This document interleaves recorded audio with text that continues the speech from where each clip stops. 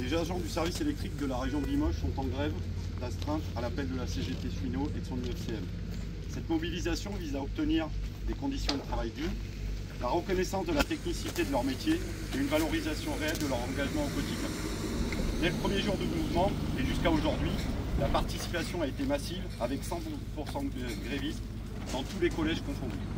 Ce taux exceptionnel démontre l'ampleur du malaise qui avait pourtant été signifié bien en amont.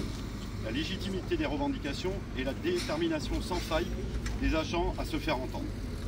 Pourtant, depuis le début du conflit, aucun véritable dialogue social, voire même le téléphone n'a pas sonné. Pendant que les autres régions avaient des avancées concrètes, notamment pas loin d'ici sur l'Auvergne, revalorisation de la prime de travail de 20%, déroulement de carrière, recrutement supplémentaire, ici, en Limousin, on laisse pourrir la situation et on laisse s'enliser au détriment du service public des cheminots. Et d'ailleurs, l'urgence Paul vous l'a signifié. Le constat est clair, aucun dialogue social et réellement un sentiment d'irrespect pour les agents et pour leurs représentants du personnel. Cette situation est le fruit d'un management fermé, voire même peut-être un peu déconnecté des réalités du terrain. Cette mobilisation s'inscrit dans une démarche revendicative nationale portée par la CGT et son UFCM depuis plus d'un an, concernant l'ensemble des collèges, exécution, maîtrise et cadre. Les revendications des agents sont claires, partagées par tous et parfaitement connues de la direction depuis très longtemps.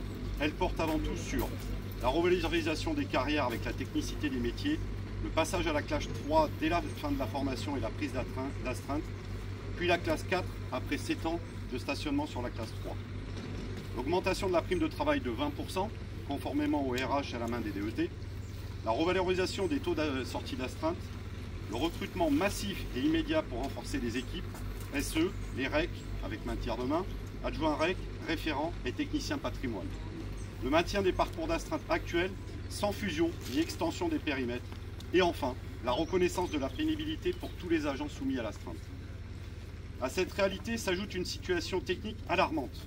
Sur l'infrapôle limousin, 1686 anomalies SEG sont aujourd'hui recensées, dont 594 avec une date limite qui sont dépassées. Parmi ces 594, 123 sont classés SDP ou AP. Sans parler des centaines de recherches d'isolement qui sont à réaliser sur nos établissements. On peut également ajouter à cela la lettre de Noria non déterminée ou non réalisée sur l'infrapôle Indre-Limousin. Ces chiffres illustrent l'état critique